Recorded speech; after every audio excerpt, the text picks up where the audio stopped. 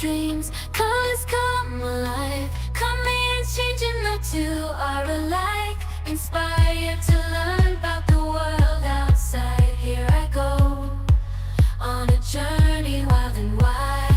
Microscope zoom in a whole new sight. Madagascar beckons, it's a magical flight. Exploring the wonders with eyes open wide. I'm on a quest with knowledge as my guide. Woodworking hands shaping dreams anew. Creating beauty from the depths of truth. Building bridges, connecting old and new.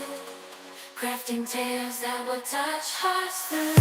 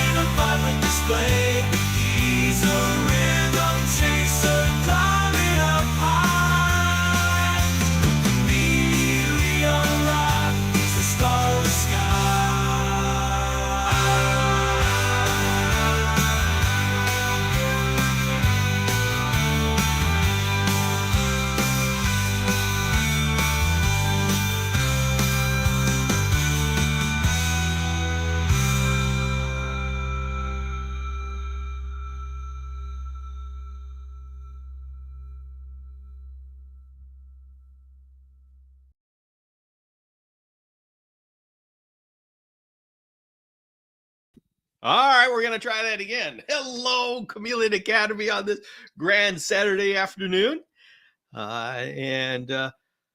Whew, let's see. The chat is already hopping there. Apparently, Carson went to a show that didn't have any chameleons. Can we really call it a show if it didn't have chameleons?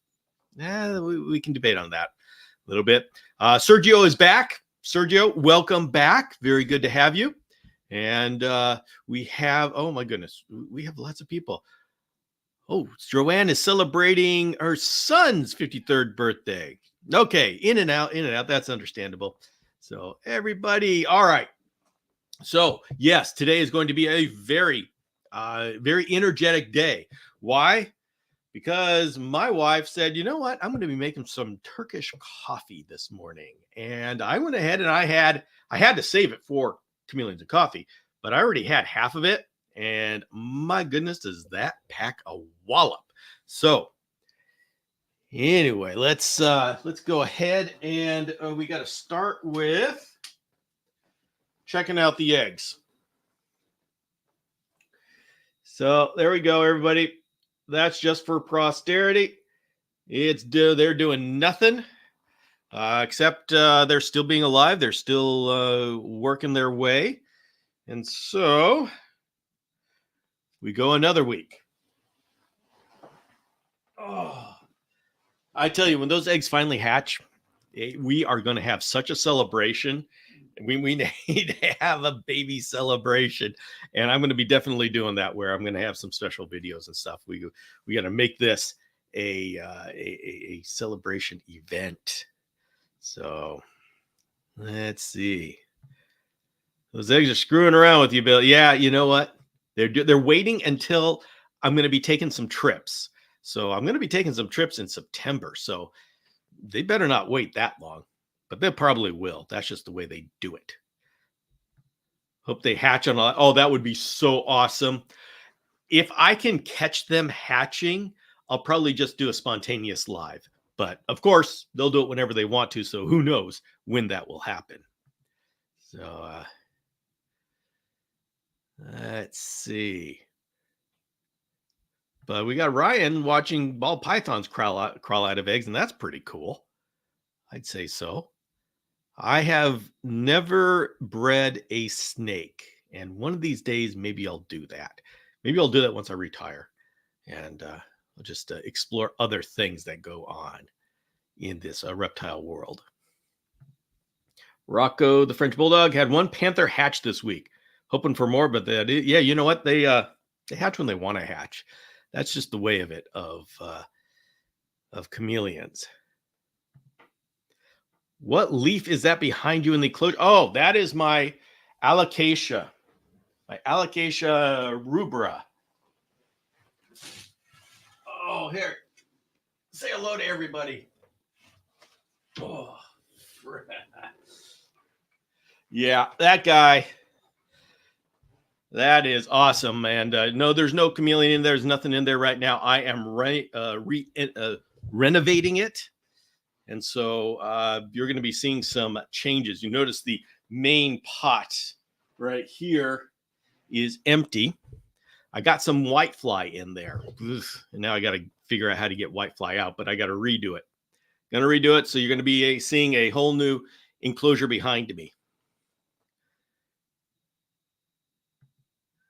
Let's see. Tried feeding my Jackson chameleon once another day, and his foot is not that fat anymore. Okay, excellent. But now he has 3 big bumps on his tail. Wow, you got a lot. Not sure what that is. And that's an interesting observation. Looking forward to some advice on feeding techniques for hatchlings. Losing a ton of fruit flies. Put in a very small deli cup filled with banana mash.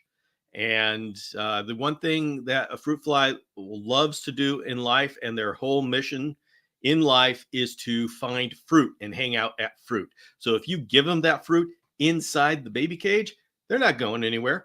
They'll just congregate around the mashed fruit. So just get a little cup, mash up some banana in it, and then put that in there. That is your feeder cup, and the fruit flies will congregate there, and the chameleon will congregate around the little fruit cup, and you have a little smorgasbord going on there.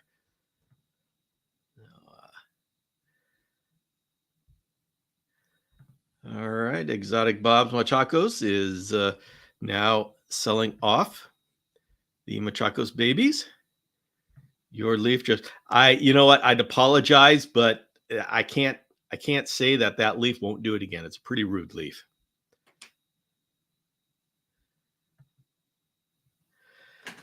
Can you please elaborate on using a computer fan for air circulation? Do you just sit it on top of the screen enclosure? Do you need 1 or 2? Terry, you can use 1 or 2 depending upon how much ventilation you want.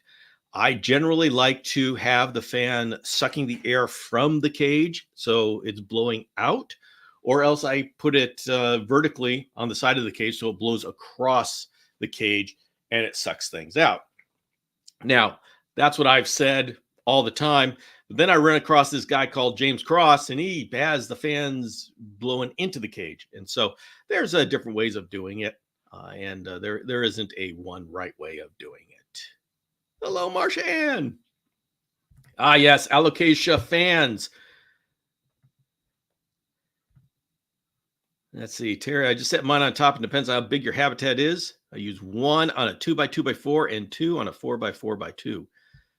All right. Yeah, and Terry, go ahead and just grab input and perspective from many people and see which one works for you. Oh, good luck with whitefly. That's why I stay away from hibiscus. My hibiscus outside get horrible whitefly, but now they attacked my pothos, which is why that pot is missing, and I'm cleaning off my alocasia leaves because the whitefly attacked those. So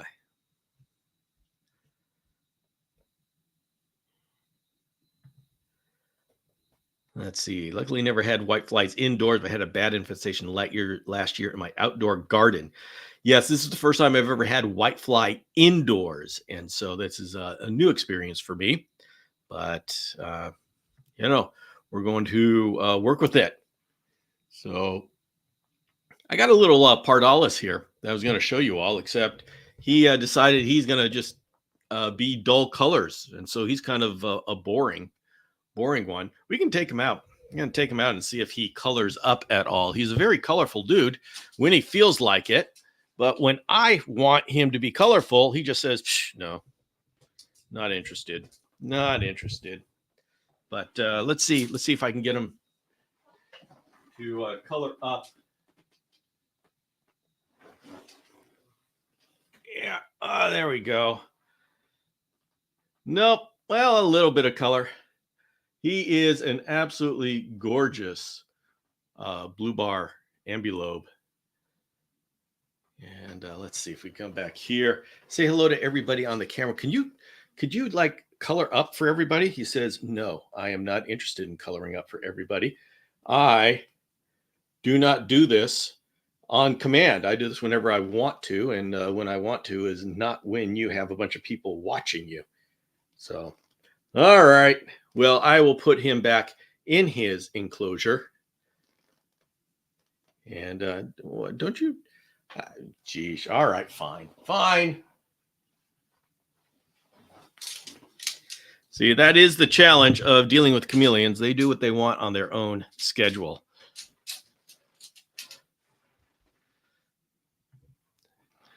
See, I think I'm ready to donate an organ to get the chameleon setup I want. Yeah, Justin, I mean, honestly, see, our chameleon, I've been doing a lot of thinking about our chameleon, what we're doing with chameleons, and we get caught up so much in doing things effectively and cheap and cost cutting, and we were really proud when we can do it for cheap. And I'm really going away from that. Chameleons are here for me to enjoy them, and I want the absolute best setup, not only for them and their health. I mean, we've always talked about their husbandry and what's best for the chameleon. I want to do also what's best for me too, and I want an awesome looking enclosure setup. So I'm really going. I mean, you can tell from behind me, I am really leaning towards what you're talking about there.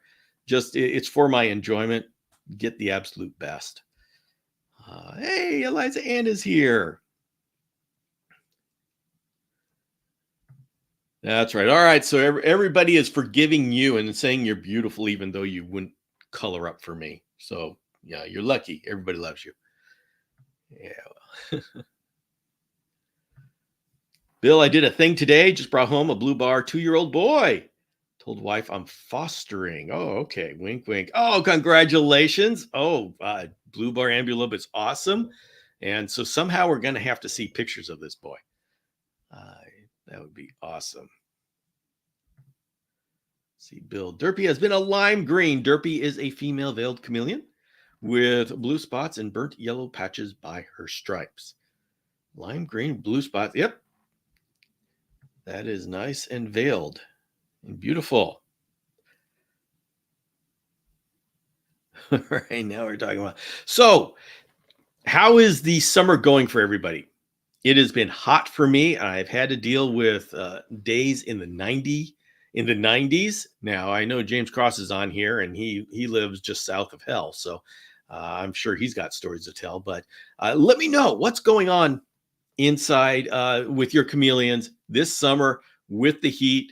How are things going? Are they causing problems? Are things going just fine? Maybe it's just I know it's worse in other places, and so and I hear people talking about what do I do about the power's off and I only have power in one room, and how do I take care of things? The thing is with these heat waves is heat will kill your chameleons a lot quicker than cold will. We're not worried that much about cold with chameleons, but heat, That's dangerous. And so let me know what is going on in your life as far as the summer conditions. Hey, Geraldine, welcome. Justin says, I just mowed my yard and thought I was going to die. Yeah, that's about it. Those of us thinking, yeah, you know what? I'll just get a little bit of yard work done. You go out there and oh my goodness, after about 15 minutes, you are you are reevaluating your life choices. So, okay. Yeah, we got to hear. James says, hot as heck. Had the Persons out till noon just before the show. They didn't seem too much to. Oh, the Parsons out until noon. They didn't seem too much distressed, but I brought them in anyways because I need my nap after the show. Yeah, I am good with the Chameleons outdoors until about noon, but then I have to start seriously thinking about bringing them in. Let's see. Holy cow, 107. Yikes. 68 in the house for Jackson's purposes. Yeah, I tell you, having these reptiles is our house is always comfortable on the inside because we've got Eurypletus fantasticus. My wife Yvette, she breeds them, and they have to be at a certain temperature, or else it's bad news. So, yeah, we at least have a comfortable house, although we pay for it. Oh my goodness, do we pay for it? Yikes, do we pay for it? Behind on outside chores due to heat. Yeah, that's appropriate. That's appropriate.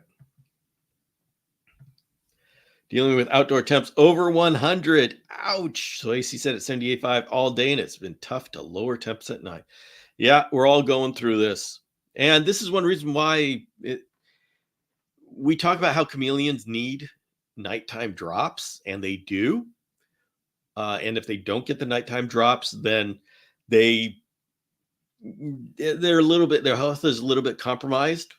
But as long as you're keeping them healthy throughout the year, then they can take these relatively short periods of time of not so great conditions. And I mean, that's just how the animal world works. We all have our ideal conditions, but we can take things within our tolerance zone for at least a little while.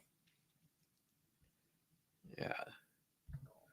Oh no, had my AC broke down. Ouch. It was 87 degrees in your house. Oh, Annabelle, I am so sorry. Yeah, reptiles didn't like that. I can understand. Oh man. Yeah, that would be tough. Yeah. Hey man, thanks for all the info. Lone Star, I am glad you are enjoying it. Although Genevieve, let's see. Luckily, even with the heat, it's been really breezy, so I haven't had to bring them in. Yeah, and it's interesting. The reason why I can this, even though this is a heat wave, this isn't as bad as sometimes in the past, is because the humidity for me is pretty high. We have hot and humid instead of hot and dry. Usually, where I am geographically, I'm between the ocean and the desert. And so when the winds come off the ocean, it's nice and cool and humid. When the winds come off the desert, it's the humidity just goes down to zero, and it is bone dry and it is miserable. So this is hot and humid is a much better, much better situation.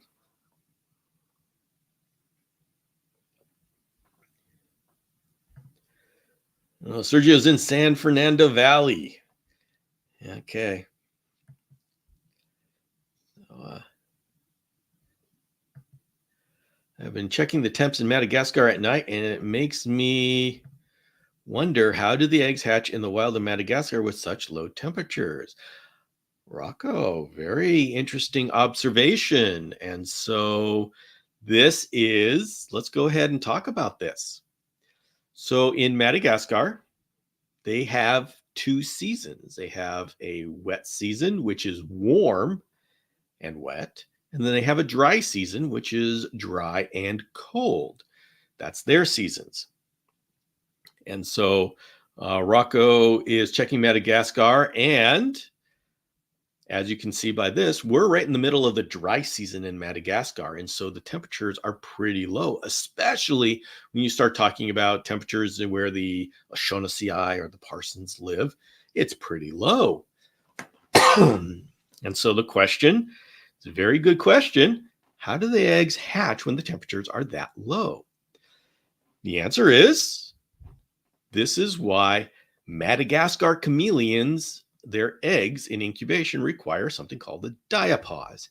That is a cold period where the egg, essentially, it doesn't do any growth. It's so cold, so it doesn't do any growth, but this cold area resets it. And so it sets the timing of all the eggs. So the eggs know, all right, once this dry season starts or ends, I don't know how they do their timing, we need to stay in the egg and develop for this amount of time so we can hatch during the wet season when there's a whole lot of bugs. So the cold temperatures that you're seeing, this is actually a requirement for most, I don't know, most, but just many, if not most, Malagasy species to time it so they can hatch when the temperature is good. Because right now, dry, cold, you don't want to hatch right now. This is not the time to hatch. You want to hatch when the temperatures are going higher and there's a whole lot of bugs, the wet season. So this cold period that you're seeing is critical for the survival of those eggs. So they use it to time. They use it to time when to hatch.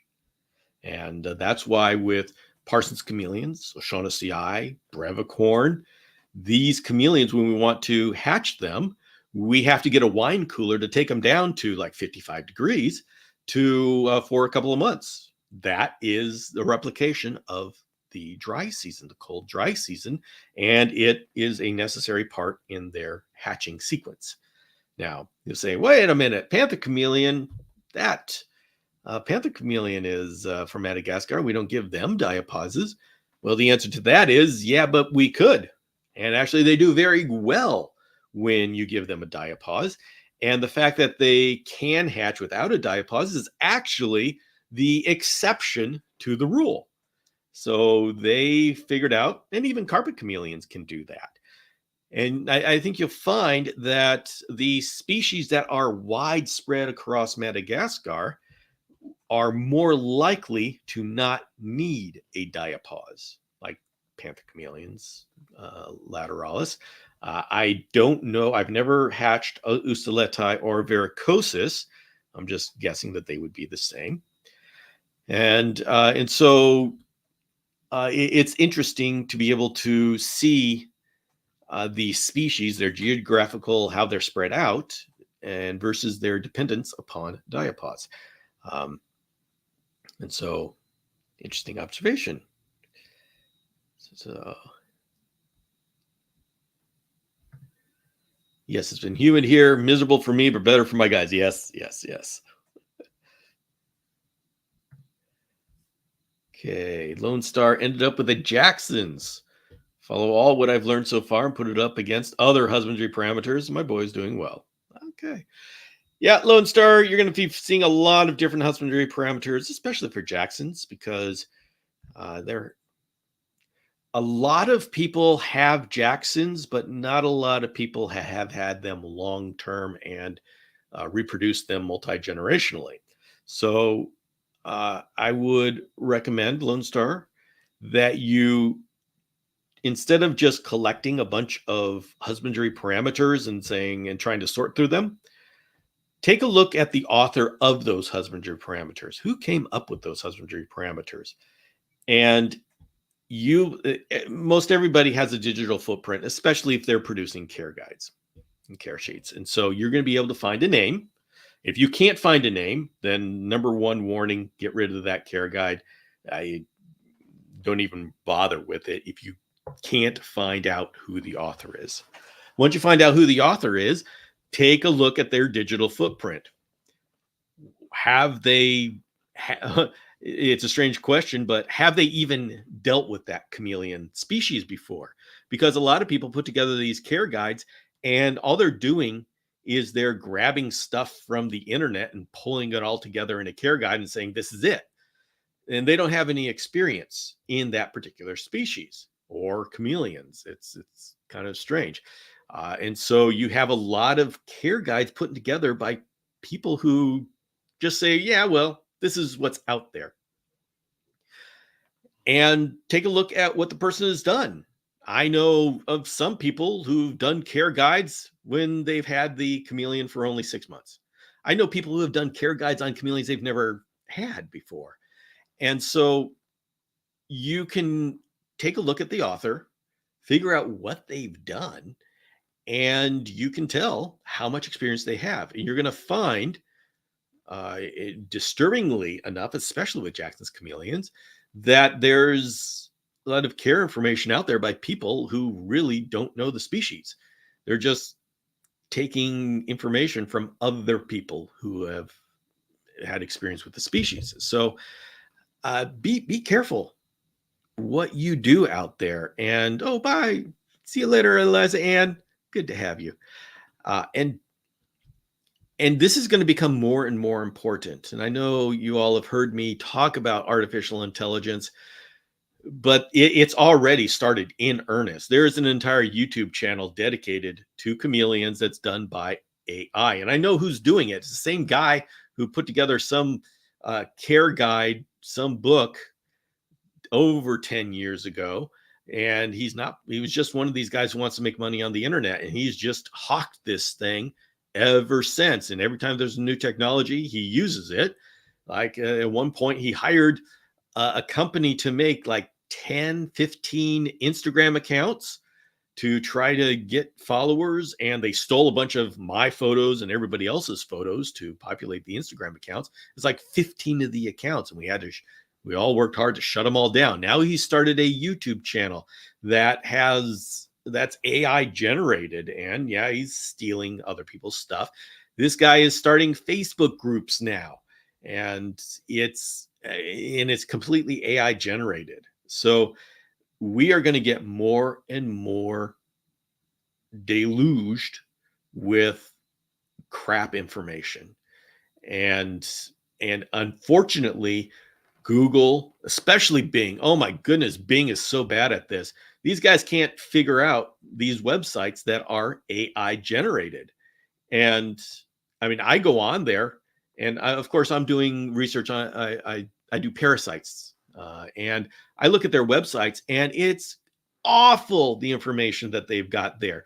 And it's because they're just doing artificial intelligence and they're just having posts written with SEO in mind just to get traffic.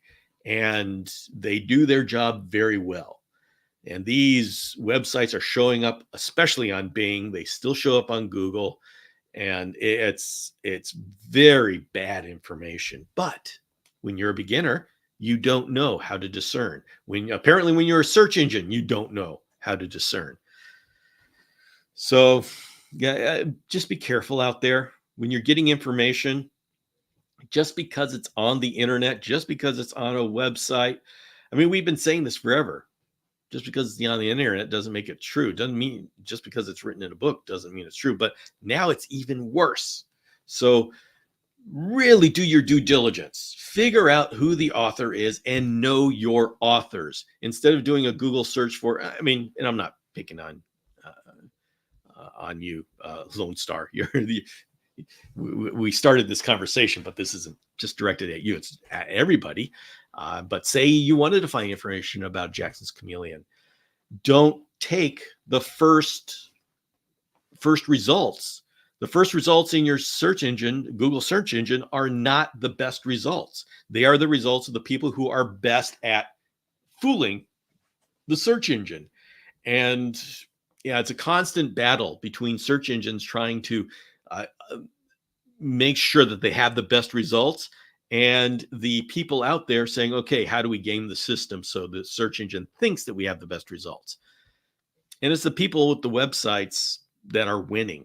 So you as a discerning person, if you want to find good information, check the authors of the information and find out who the people are that you trust because of their experience.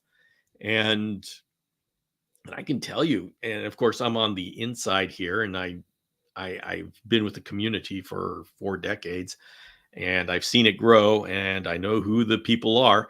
The number of people actually creating information, I can name them, and they are on one hand.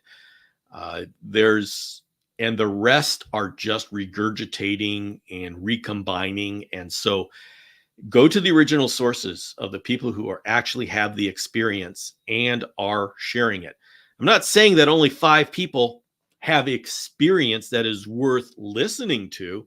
What I'm saying is very few people have experience and are actively sharing it on social media. You have a lot of people with no experience that know how to game the system on social media. You have a lot of people with experience that don't feel like they want to jump into the drama of social media. So to actually get good information, you need someone with experience and is willing to be here on social media, because it's kind of rough being here on social media. So it's be discerning out there. Be discerning. That's the best thing that I can add. And gosh, I have seen so much garbage being produced, and it's just getting worse. So Peter Nechas has some good reads. Yes, Peter Nechas is one of those people. He's been to both Kenya and Hawaii, and he's seen the populations. And so he's one of those people that if you research his name, you are going to see that he has the experience. And I mean, there's a lot of people who don't like him, but that is separate from whether he has experience worth listening to.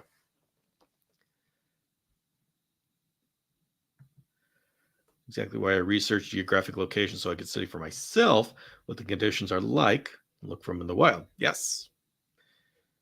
And the next step up from that is to go to Madagascar. Yes, I will be leading a group. If anybody is interested in going to Madagascar in 2026, consider it is likely that I will be doing another trip to Madagascar in January of 2026. The trip in January of 2025 is already filled up, and we're in the final stages and the final months here. Even though it's 6 months away, that evaporates quickly. And so if you've been interested in Madagascar, in maybe going to Madagascar, just hang out here and watch what's going on, because when we're there, and a lot of the people in the chat right now are going to Madagascar with me, and you can bet we are going to be on this YouTube and Instagram, and we're going to be sharing. And so if you want to get an idea of what it's like to go to Madagascar, just hang out with this group here on the Chameleon Academy, and you are going to get to see what it's like. And I got to tell you, it's not that scary. I know it's intimidating, and it is expensive. Oh my goodness. Yes, it is expensive. We're flying halfway across the world. And so it's not something that we do every month, but it's an incredible experience. It's not as intimidating as it sounds, as it seems. And yes, it's a whole lot to get ready to go do it. But once you're there, you're thinking, this isn't so bad. I mean, it's not luxury. I can tell you that you are living a rustic time there, but it's not, it's very normal, and it's not that stressful. It's not that you're not scared. It's you're comfortable, and it's very cool. It's very fun. So all you have to do is stick around here, and you will see all of us doing it. And then you can consider whether 2026 is the year for you to go to Madagascar.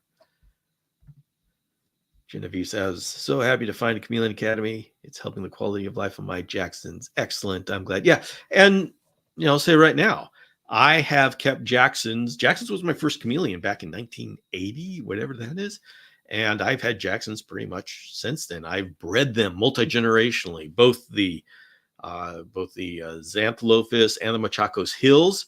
I've done those multi-generationally. The Miramontanus I've just bred to get babies. And so I've had the Hawaiian, the Kenyan. That is one chameleon that I absolutely have the experience with. And so when you look at my care guides that are on the Chameleon Academy, those are written by someone who has decades of experience with Jackson's chameleons and has bred them multi-generationally.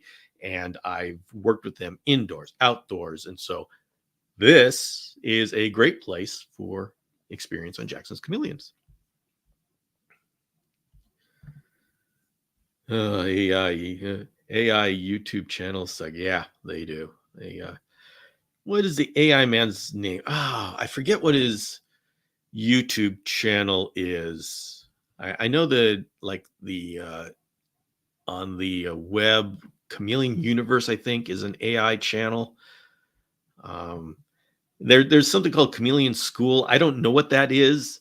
You look at the author there, and I don't know. I guess maybe he had a chameleon at one point in life, but not anymore. And so everything that he's got now is just regurgitated. So Chameleon Universe, yeah, I forget, like Happy Chameleon. I think that's the name that they use. Happy Chameleon. Yeah. I can, you can put together a list, but the thing is, so many different ones keep popping up that the list, it just takes a lot of time to make that list and keep it going. But yeah, some names. You know what? I'll see if I can put together a list of some names. I generally, when I come across them, I'm so disgusted that I just want to forget that they exist. But I'll put some names together, and we can all go have some fun looking at fake chameleon sites. So how about this for next? I'll see if I can do this for next Saturday, and we'll do. I'll put together a tour of AI generated garbage, and we'll do. Maybe we can do a tour here. I'll do a screen share. Maybe that'll be some fun. Oh.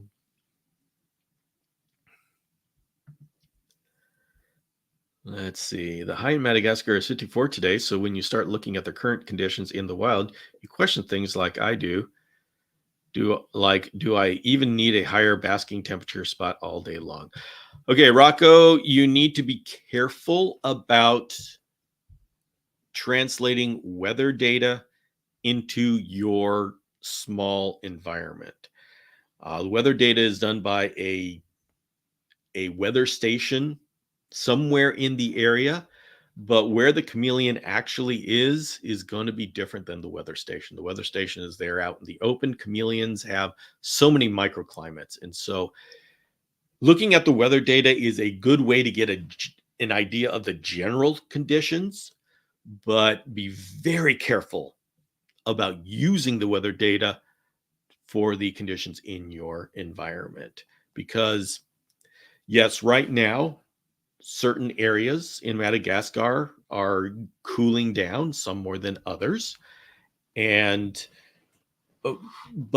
the chameleons that are in those conditions, they have the seasonal swing, and their bodies know the seasonal swing. And so their bodies have gotten ready for this cold, dry period.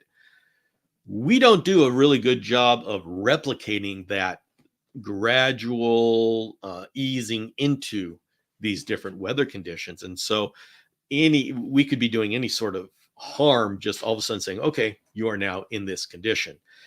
Their bodies may not be ready for it. So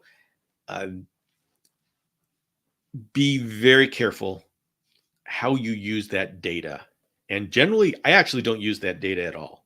I don't, when I go to I use the temperature data from Madagascar to give me a general idea of the conditions, but I don't use those in my cage. Just because if you're going to be using the temperature, you have to use the humidity, you have to use the light levels, you have to use the hydration, the humidity level, you have to use everything. Everything is connected. And so I know we with our numbers, we like to pick one number out and say, okay, we've got our number, but it doesn't work that way. It has to be connected to every other aspect in the environment. So you're on the right track as far as monitoring that to give a general perspective. Just be careful using the numbers. Yeah, hit the thumbs up. Yay. Exactly. After putting it up to others and doing the work, your standards are what I use. Excellent. He's been doing pretty good. Excellent. Excellent.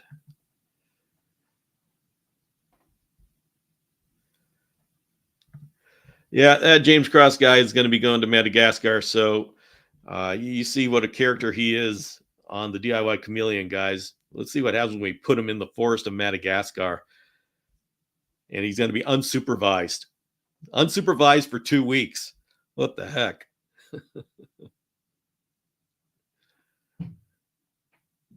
Let's see. I want to go. Just can't afford it. Yeah, that is true. I mean, the ticket alone is at least $2,000. The trip itself is $35 to $4,000.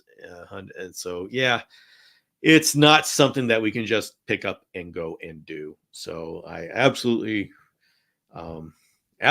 acknowledge that. But there will be an opportunity in 2026 in January if anybody you have a year and a half to try to put that together. Yeah. Wayne Bates. Had to get ready for what are we talking about today?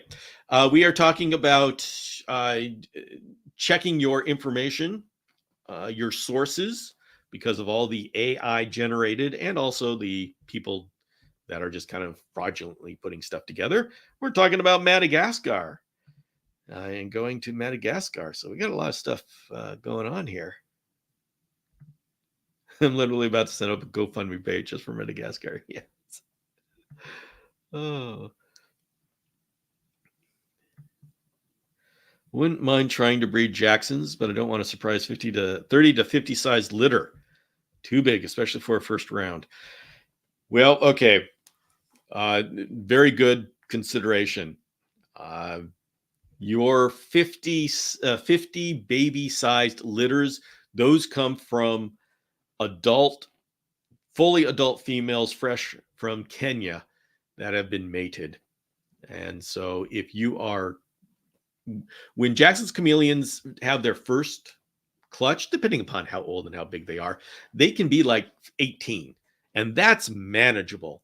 The problem is that as the Jackson's chameleon female grows bigger, the litter size increases as well. And especially if you give her a new mating every time. And so that's what happened to me. I ended up with 50 babies, and oh my goodness, that was too much. I was not set up for that. I had to scramble.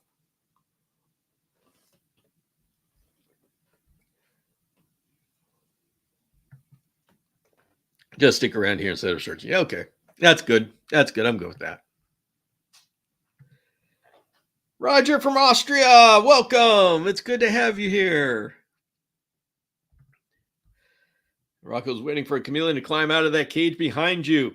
Well, that chameleon's been moved because I am totally redoing that cage. So if a chameleon does come out of that cage, let me know, because that would be unexpected. But you know what? Things happen around here that are unexpected. I remember one lady, she came to our page and was shocked that her male Jackson's chameleon had babies. And we said, wait a minute. Well, that's probably a Machacos Hills female. But then we looked at it and said, no, that's a male Xantholophus. That male Xantholophus is not going to have babies. Well, there's babies in here. Then we took a closer look at the babies. They were panther chameleon babies. And so I admit I was about to just really call her out for playing a prank and lying and all this. But we finally got down to what exactly happened. That the cage that he is in, she used to have a female panther chameleon in this cage. And obviously, she laid eggs in the plant. And so 6 months later, put the male Jackson's chameleon in this cage because the female died, went on, I don't know. And then all of a sudden, there's a bunch of panther chameleon babies in the Jackson's cage. So that was a fun thing. And she was swearing, I swear I'm not trying to pull a prank on you guys. And finally, we figured out what happened. So let's see. And then Exotic Bob's Machacos only had 10 babies from my Machacos. Yeah, Machacos are a smaller chameleon. And so, especially at the beginning, you'll get better sized clutches. And the thing is, I know we think about, generally speaking, more is better, but my goodness, it is not true when it comes to chameleon babies. This Exotic Bob's Machacos having 10 babies is absolutely perfect, because that means that Bob can actually give these babies individual attention. And so you're getting a quality baby when there's only a few babies. If you get 50 babies, you can't give them that individual attention. And so this is where we need to think differently in the chameleon community. More is not better when it comes to chameleons. Oh, hey, that's my vet who made this Turkish coffee that's got me so buzzed and and ready to go.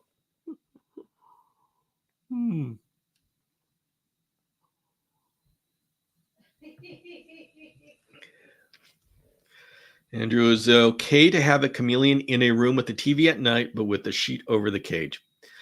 Andrew, you'll have to gauge the situation. Obviously, any lights can be disruptive to chameleon sleep, just like they're disruptive to our sleep. Chameleons are able to adjust to their situations, and like if the TV's going on, they'll get behind a potted plant or something to go to sleep. And so if you put a sheet over the cage, that's better, but you're going to have to evaluate. Just take a look at your chameleon and see how well they're doing. I think putting a sheet over their cage is probably a good idea, but they're still going to be seeing the flashing lights. And so it may just take them a while to get used to it. It's one of those things where it's not ideal, but I don't think it's not chameleon abuse.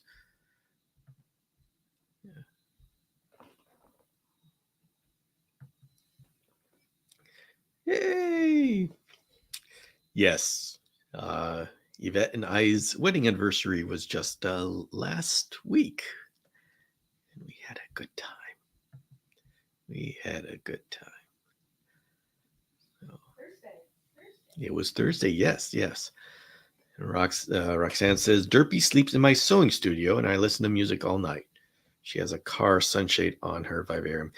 Yeah, I think light flashing is a lot more affecting a chameleon than music would. Chameleons are not known for their hearing.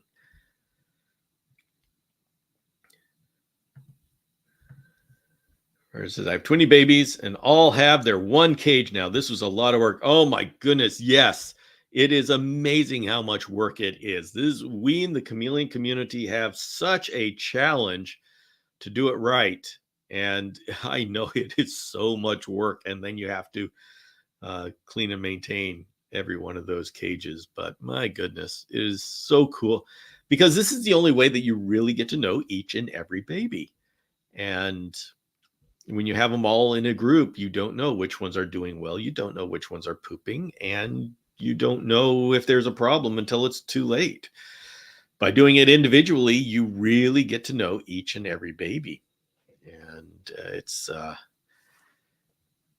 it's just a better way of doing things.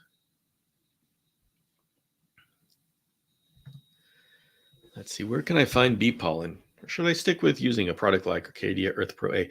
You can get bee pollen it's very common. Like Amazon, you can get it on Amazon or any like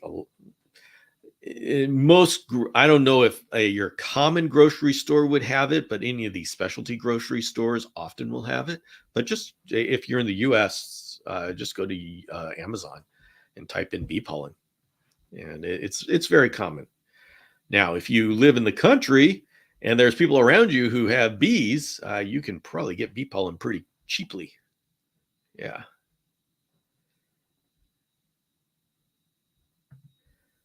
Roxanne, we actually celebrate on his birthday. Yes.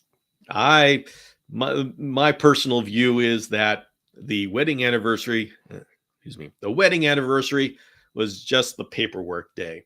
The real anniversary was the day I proposed and she said yes, because that's when I committed. So that's my personal thing. So I like celebrating our anniversary on our proposal day. Everything else is just logistics. Let's see. Is it strange that my veiled chameleon seems to enjoy being picked up and out of his cage? No one else can seem to go near him. I was the one doing his morning checkups while still at Petco. Um, not strange. Chameleons, some chameleons, especially veiled chameleons, can learn to trust humans. And so the problem, and I've got a chameleon right now. I've got a veiled chameleon right now. I go to his cage and he'll crawl out on my shoulder. He's looking for the food that he knows I'm going to bring, but he has absolutely no fear of me. So he'll come out when I come around and he will crawl all over me looking for that food. This is part of a chameleon, some chameleons' personalities. The problem is, Wayne Bates, is if I publicly talk about how chameleons can be friendly, the world, everybody assumes that their chameleon is friendly, and they totally ignore the signs that their particular chameleon is not cool with being with humans. They ignore those, they bulldoze over those, and they stress their chameleon out, forcing their chameleon to be friendly and then bragging on social media how they're the chameleon whisperer, and it just makes for miserable chameleons. And so I have to talk about how chameleons don't like to be held. I have to talk about that over and over and loudly because of people wanting it so badly to have a friendly chameleon that they are willing to ignore the signs that they don't have a chameleon that's friendly.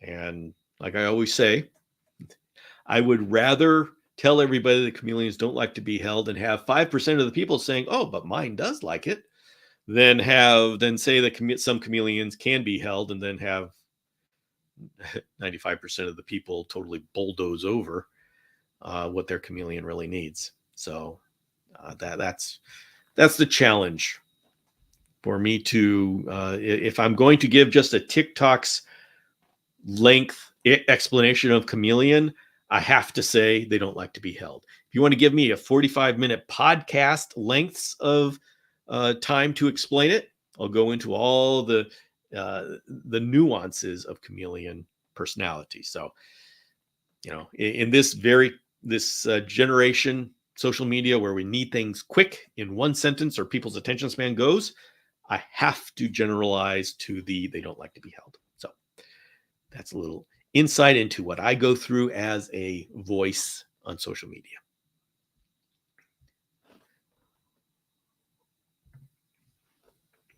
We'd like to get to know those brevicorn babies if they would hatch soon. Absolutely, Judy, I would love that as well. I would love that. And you are absolutely going to be watching them grow up. I've got them. I've got the enclosures set up. It's well, they're not set up yet, but they're getting there. I've got some very nice enclosures. Roger's talking. When they are here, they are, and I can't miss one of my babies. Yeah, well, I'll tell you one thing, Roger. The one side effect of having them in individual enclosures is that you get to know them as individuals, and it gets that much harder to let them go because you know their personalities. You get to know them as individuals, and so just just just warning. Oh,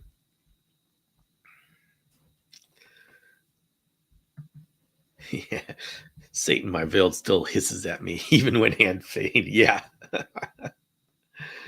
Oh. They say, I understand the reasoning for watching what you say. Yeah. Also, my name is Wayne, and then the Bates is the same pronunciation as diabetes. So Wayne Abetes. All right. Yeah, I always love the history behind screen names. That's a lot of fun. Yeah. So yeah, it's tough. It's tough. And Kiki says, I'm only a taxi for my chameleon. I do not hold him for long. Yeah. Every single chameleon is different. And most of them are annoyed by humans. They really don't want to be held. Some of them just don't care. They'll walk all over you all day. So, all right, everybody, we are coming to the end of today's Chameleon and Coffee Hour. So please give me any last comments or questions. And let's see, the next time we're going to be here is next Tuesday at 5 p.m. Pacific on both YouTube and Instagram.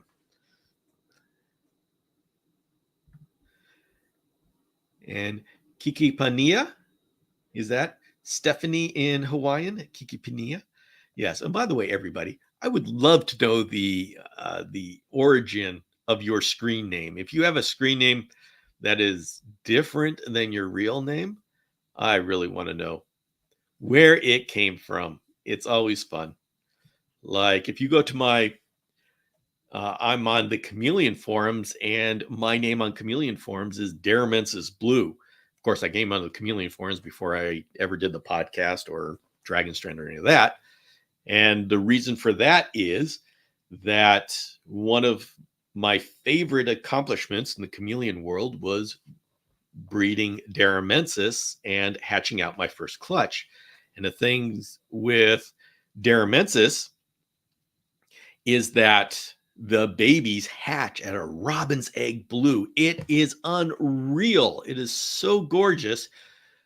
I call this the breeder's reward because the blue fades after about 2 weeks. And so only the breeder gets to see this blue in real life. You can take pictures, but you know how blue has such a hard time showing up in pictures. And it's so hard to get it just right that you have to breed Triceratops daramensis yourself to be able to see this blue. And then it fades in about 2 weeks. And so it's one of the more special things in the chameleon community. And when that's one of my my favorite accomplishments. And so my screen name was Daramensis Blue. That's how that came up. So, all right, everybody. Let's see. We got all sorts of Kiki Ponya. I'll get that right. So, anyway. All right, everybody. Thank you so much for being here. And I'm going to send you off to have a great weekend. And I'll see you next time. So long, everybody.